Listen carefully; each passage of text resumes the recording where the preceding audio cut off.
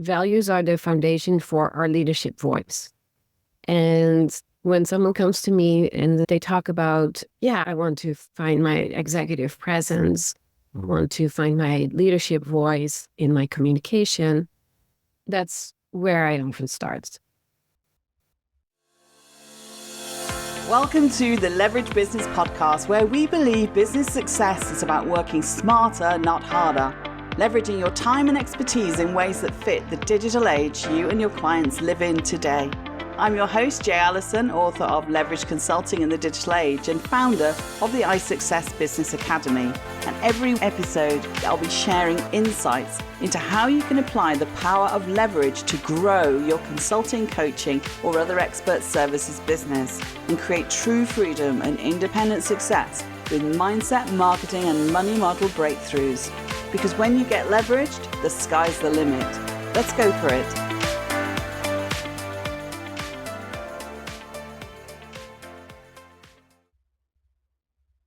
If you identify yourself or part of yourself as introvert, then my guest today will make for interesting listening. Berry Kruijning, pronounced Kruijning, principal with Kruijning Communications, helps introverts become impactful and confident leaders. She works with for-profit, non-profit, social purpose, and government organizations. And in this episode of our Rising Resilience series, you'll discover the qualities that enable introverts to build resilience and grow their leadership skills to become more impactful and confident, assertive communicators.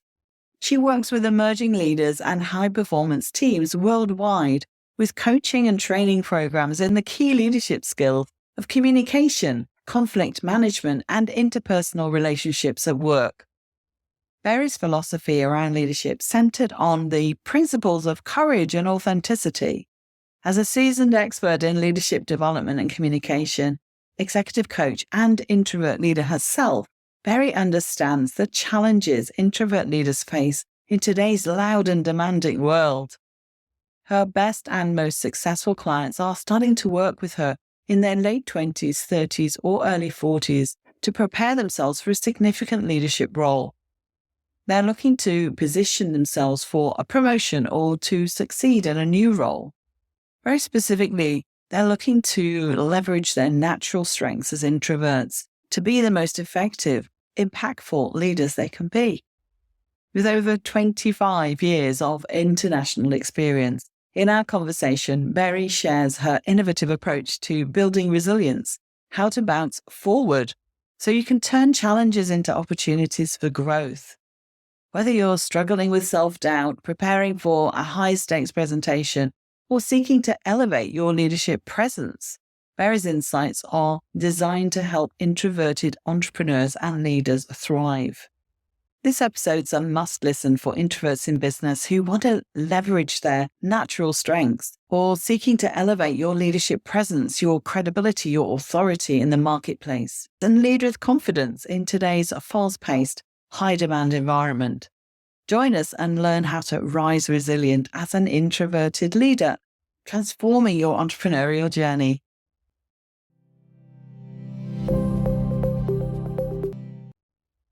Today on the Leverage Business Podcast, I have Berry Kruijning joining us. Welcome, Berry. It's so nice to have you here. And we've known each other for a long time, but we haven't actually talked for a while. So even better. I hope we'll have a wonderful conversation.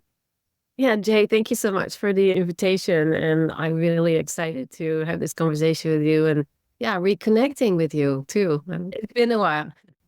I've been following your LinkedIn posts and there's just so much that jumped out. And I thought I've got to get you on this because the series with Rising Resilient is all about tackling challenges and changes in your life and business with confidence, compassion and courage. And the work that you do is very much focused on how introverts navigate all of that. So it just seemed a really good perspective to bring into this series. So thank you for joining me. Yeah, thanks for having me. What part of the theme, when you said yes, particularly kind of spoke to you that you thought, I'd love to do that?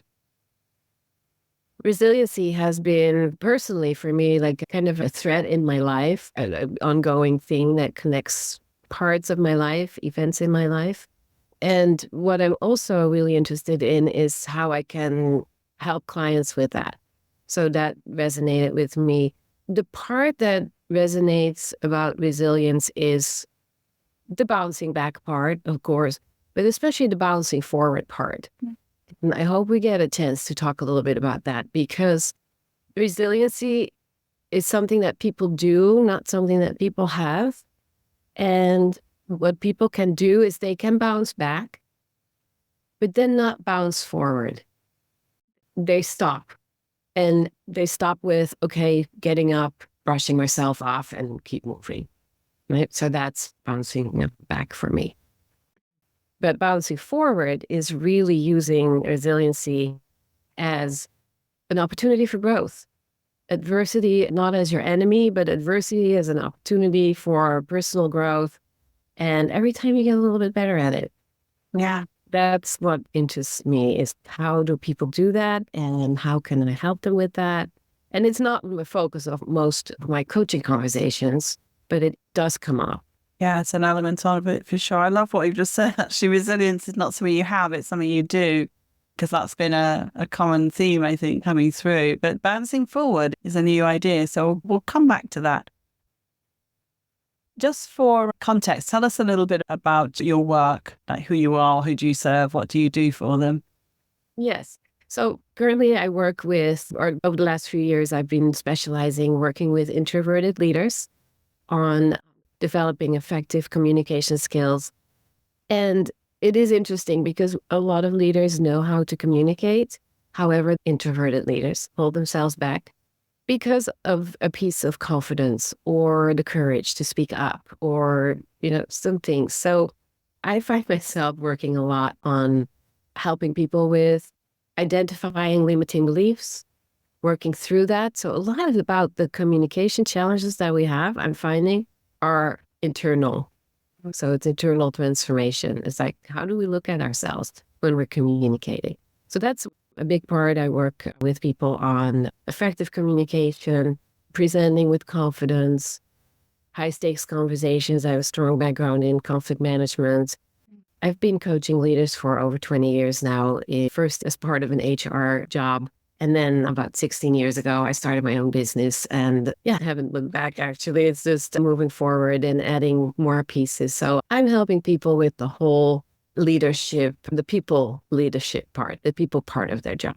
We met, I think, when you were building that business, and I think you show up very differently as well. So I think you've applied some of your teachings to yourself in that respect, because you're in a completely different environment, aren't you, when you're building your own business as opposed to working in a corporate environment?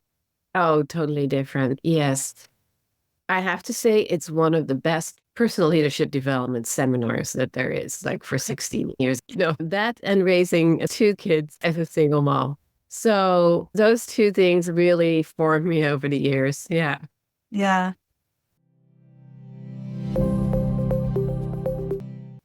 With the clients that you support, how do they find you, and what do they present with in terms of their challenges? What does that look like? There's a few ways people find me, is either through LinkedIn. Actually, I do get business through LinkedIn, and through word of mouth referrals from colleagues. So those are some areas. I have some people in my network that are well connected and bring me clients. What is the set of criteria, if you like, where I'd go, oh, you've definitely got to go speak to Berry? Yeah, you would listen to leaders who say, I am passed up for a promotion again, because I need to work on my communication skills. Or managers that say, I wonder what the next step will be and how can I get there? I got to here with all my technical skills, but how do I get now to the next level? And they find that the next level is mostly about communication, influencing. People say, I want more influence. I want more impact. How can I have more impact as an introvert leader? People that not feeling quite confident in communicating with their senior leaders. So they will say something like, I have a presentation coming up with senior leaders and I'm so nervous. It's in 3 weeks and I'm already laying awake at night. So those are some things that people are saying. It's mostly being underestimated, overlooked for opportunities. Because as introverts, we do tend to be more quiet, less ostentatious about our work and about the accomplishments that we have. So, yes, how can they make themselves more visible? I know they at all kinds of levels of seniority that you work with. Yeah, it's not a junior problem so much. Oh, wow. It's mostly, I would say it's mostly middle management problem. Okay, yeah. Mostly, yes. First-time people leaders. I love working with first-time people leaders because they're technically really strong. They got that piece. They have the confidence there. But now they need to lead a team. So that's one group that I work with.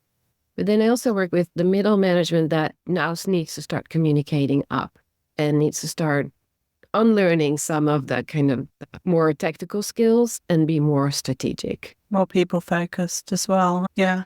I have a strong background in change management as well. So I offer so much more than just like communication and confidence. The whole context in which they're working as well. Yeah. But when it comes down to it, it comes to those pieces of, do I have the courage to speak up to my manager and say, hey, I don't agree? You know, where do I find that? And so things like that.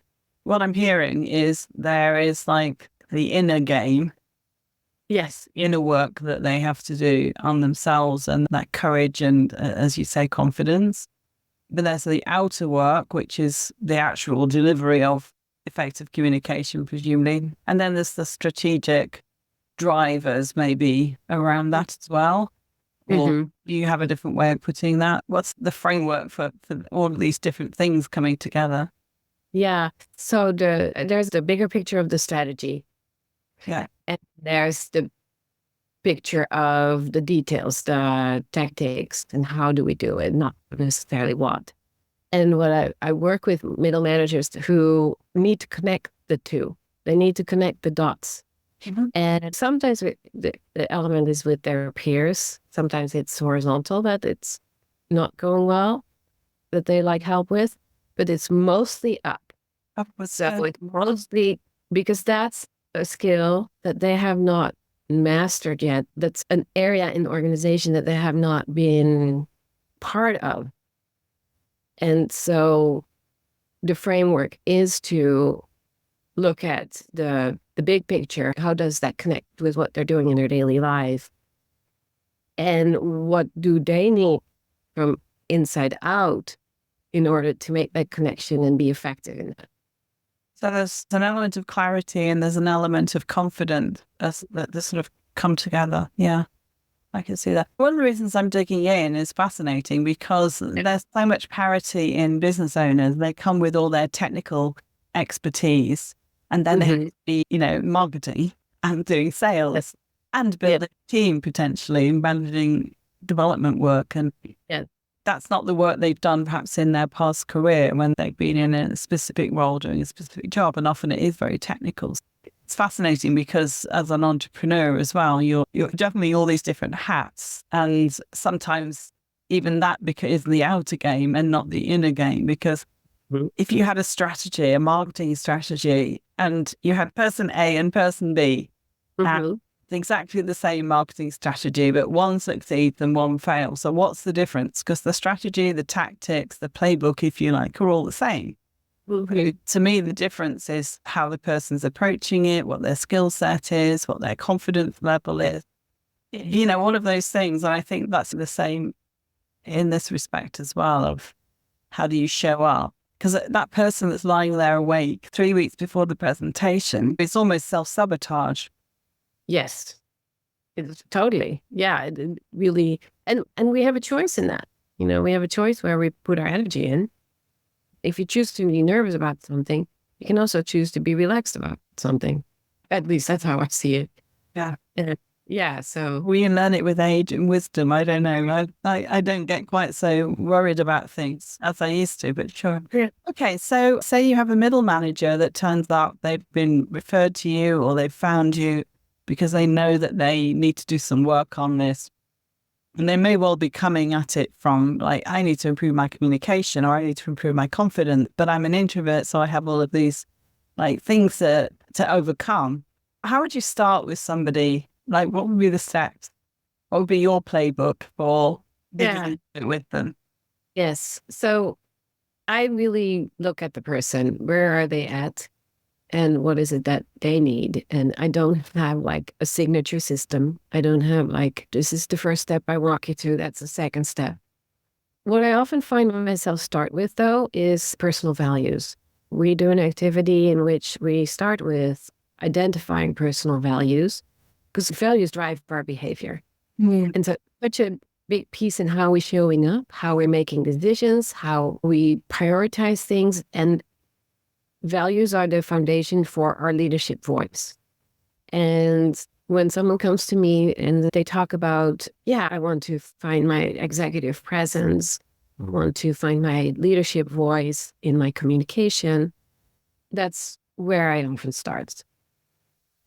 I have so many tools that I can pull out, and it really is, what does this person need? Because a lot of people already went through some kind of leadership program or some kind of communication program, or they already are in their career for a while and they've learned a thing or two. So I customize to people's needs.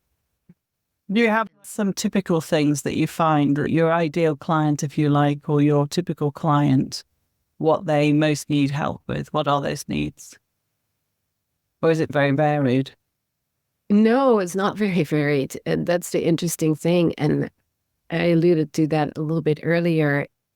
Mostly it is about beliefs that we hold about ourselves, not being aware of the values that we hold, not being aware of the worth that we have, the value that we bring as introverted leaders in organizations. And I say we because I'm an introvert too.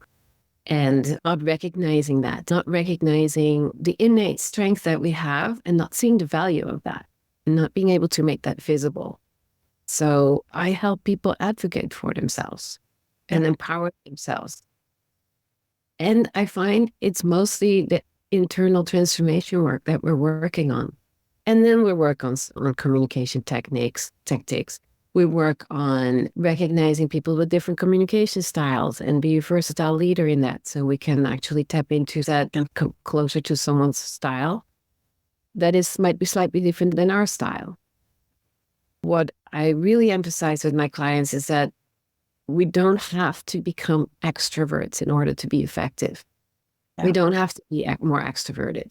There are certain behaviors in certain situations that might be more effective than our default behaviors. But behaviors we choose. We don't have to change who we are, but we can choose a different behavior that's more effective in the moment. Yeah. I remember, like, sometimes I can even hear myself doing it and say, oh, I sound like my brother. I basically borrowed some of his strength. And there's a little bit like that. As you said, there's a default, which is you can kind of retrench into almost, but then you put on a different hat. And I borrow shamelessly from all kinds of role models, if you like, and think, I like the way that they did that. I think we do that with leadership as well, to some extent. And in marketing and business, there are certain leaders that you resonate with more than others. I love what you said there about, like, it's not about changing ourselves or having to be something we're not, the natural state, but you can play around with it a little bit. Yes. So it sounds to me that you work with finding the strengths, the self-work, the self-belief, work on that, and the values that drive everything. So there's awareness there of what are my starting points and what are my non-negotiables almost as well.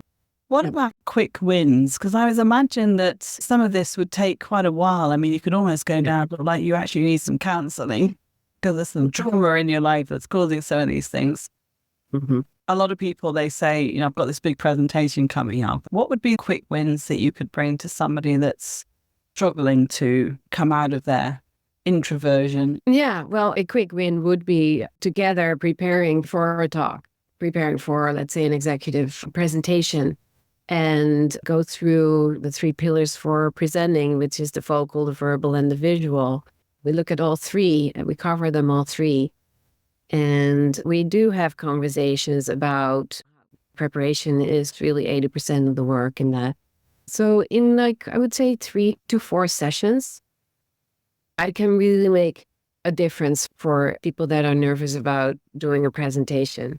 And, this is one part of my work, but that would be a quick win. Not a quick win would be helping someone prepare for a difficult conversation. Let's say a leader wants to ask for a promotion or ask for an increase in compensation, and not even maybe a change in title, but at least be rewarded for, all the good work that they do, and that it stays most of the time invisible. So we can prepare for that, That doesn't take a whole lot of time, if that's what you talk about, the quick wins. Very practical. That's my orientation. My style is I'm direct and I'm very practical. And so I always want people to walk out of a session with something that they can apply immediately, even if it's like exchanging your but for an and, or stop saying I'm sorry, things like that. So there's like things that we as coaches can hold up a mirror and say, hey, I'm noticing you're using this word a lot. It takes your power away. Stop using it and use this instead. And that takes like 2 seconds to communicate that. Yeah. I'm sure there's a whole list of all of those things that we can check off. Like, what are we doing? You said earlier that conflict resolution is one of the things that you do. So there's a whole spectrum, isn't there, between difficult conversations and some real conflicts that are going on, personality conflicts or idea conflicts. But I'm quite interested in, what do you get into with somebody, and are you always working on the individual level, or are you also working with their team or their person upwards or downwards? Yes. So there's a lot of conflict, and conflict is not necessarily like this big thing with yelling and screaming and all of that. This is a very broad definition, but in my experience, anytime there's a difference in perspective, a difference in goal, a difference in just opinions, there is a conflict. So what we're getting into is that, and there's often conflicts with bosses, and people have no idea how to address that because, the boss is the boss. And often there's a culture that does not allow for speaking up, or there's a cultural difference that does not tolerate speaking up to someone in a higher position and say respectfully, I don't agree with you. And so with conflicts, there's always something challenged in us. We're triggered by something, and we're working on creating awareness. What is that? And we're creating awareness around owning the experience instead of blaming others, because blaming, doesn't get you anywhere. So really owning the experience in the way we talk about it too. We can say things like, in my experience, this is, or my perspective, So we're getting into just really being able to say, I don't agree. Respectfully, I don't agree with you. And how do you deal with that? Another source of conflict is giving feedback. I work a lot with clients in that, how to give effective feedback so we're not getting a defensive reaction. Of course, we cannot control the reaction of the other person, but we can use language that will help someone hear you in your feedback. And how do you navigate a conversation like that so it doesn't become an argument? Well, it's a really interesting area, because if it gets untreated, if you like, then that's where anxiety and stress and overwhelm piles up and probably takes people backwards. What would make somebody think, I need to get some help? And what would they look for in terms of finding you? Yeah, so they would look for, like, you mean like a communication coach or effective communication? But would they see it themselves as that being what they need, if they're just finding it hard to, as you said, to have a disagreement with somebody, particularly their boss? They want to say something, but they're afraid of not being able to speak your mind. It kind of festers, doesn't it? And so if someone says, look, I really want to do something about this, I want to be more confident and be able to say what I want to say, what might they look for? If they were to type in a search for some like guidance from, I can't imagine that they'd think, oh, it must be a communications coach. Yes, so I would say how to manage up. Okay. The question I think on their mind is, why did I get passed over for this promotion again? That would be a question. Yeah, yeah. Perhaps wouldn't get to the fact that they have a challenge having those conversations until you dug in. Right. The work that I actually do with clients is not what they come from. Yeah, exactly. Yeah. Where I'm Yeah. coming from with the question, and what you're saying is they're getting passed up, they're not getting noticed. So when you dig into it, it's often because they're not speaking up. Yeah. Yeah. They don't have impact that they want to have.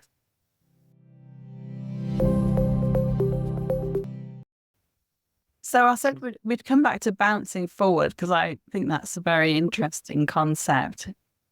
Do you want to unpack that a little bit more than you did at the beginning and just say, well, what does that mean in practice?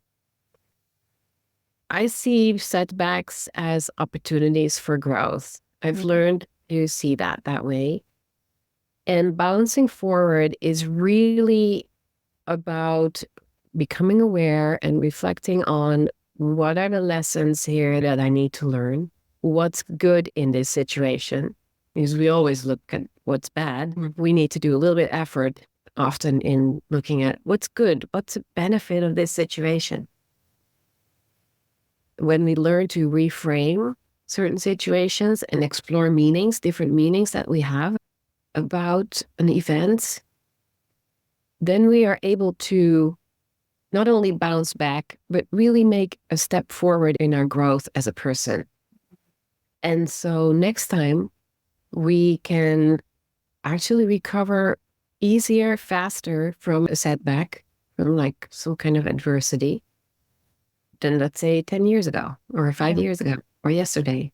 Yeah, So that came up as well in the first interview with Carmen Morrison. yeah. About building that kind of resilience muscle. Yeah. Way, yeah. I mean, it's part of resilience, but I've never heard it discussed as bouncing forward. So I love that expression. I've heard focusing forward from a business point of view, and appreciative inquiry is something that we do a lot of in evaluation. But focusing forward is about being innovative and finding opportunities in obstacles, is one way of putting it. Feels to me it's something that you can only do once you've got those foundations in place in terms of your personal values you mentioned, because that's where you've got the strength then. And that can be shaken up, depending on what the event is in your life, of course. Your feeling of self-worth can be shaken up. Let's say when a relationship ends, for example. Yeah. That is hard work. So bouncing back for me is more like, okay, I got my life back on track. Like getting back to zero, isn't it? And that's great. I'm back on track, and bouncing forward is just that extra little thing of, something really good actually came out of this. Yeah.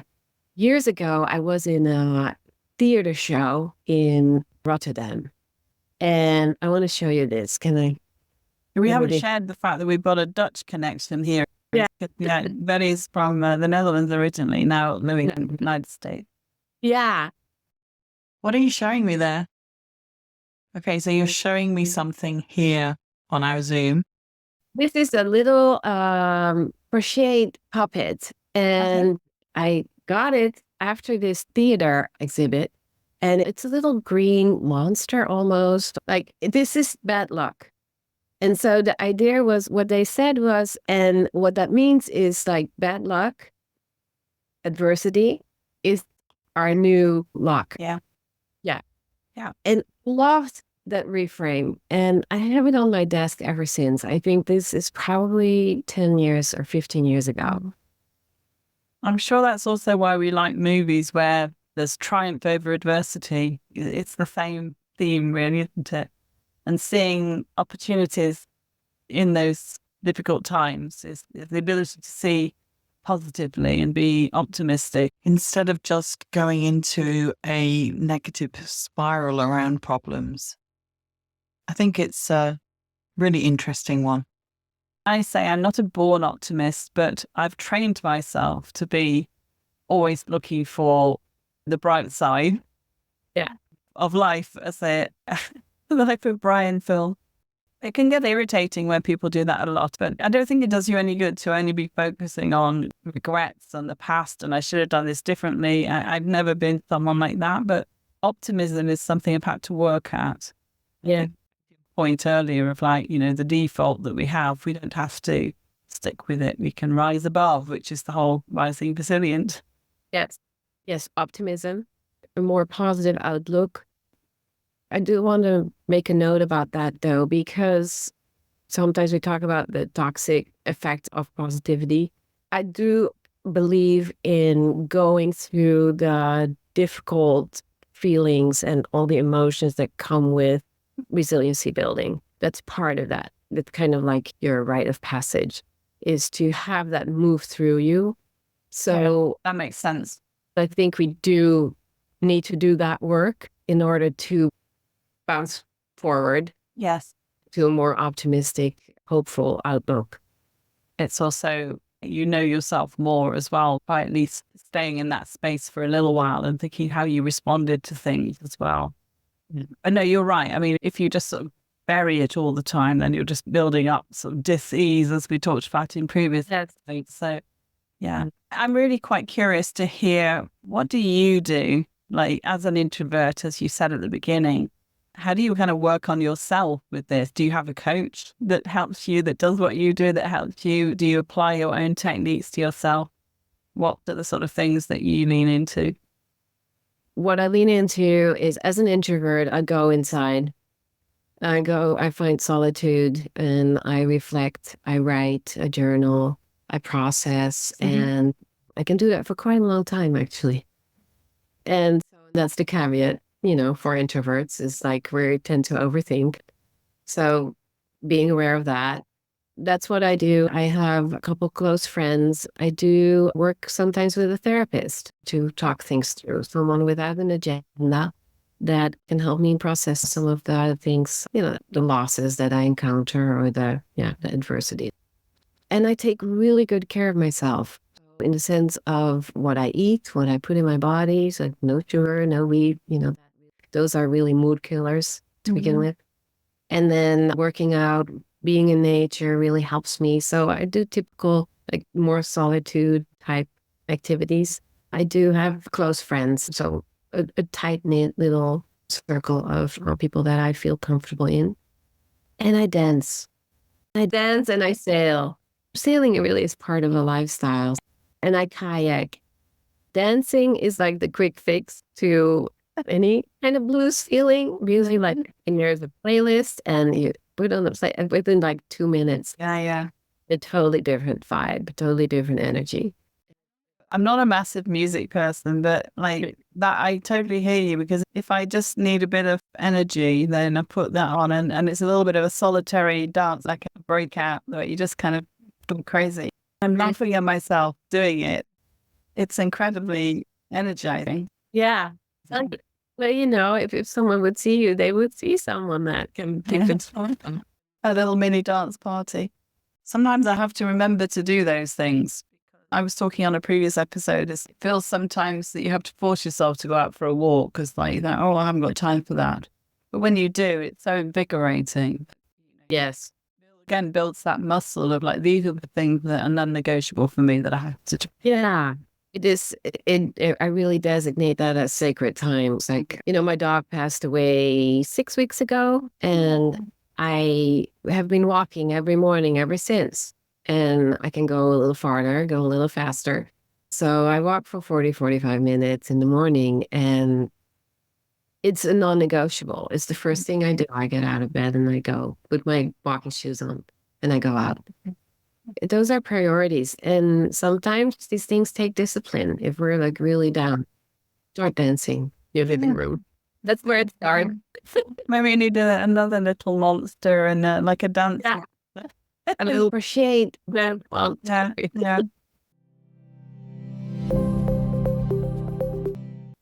To close off, tell me, what would you say is your positive superpower? Like, if there was one thing that you would recommend to others for building resilience, bouncing forward, rising resilient, what would it be for you? It's really looking at reality and looking what is really going on, and being able to reframe and ask myself, what's the good in all of this?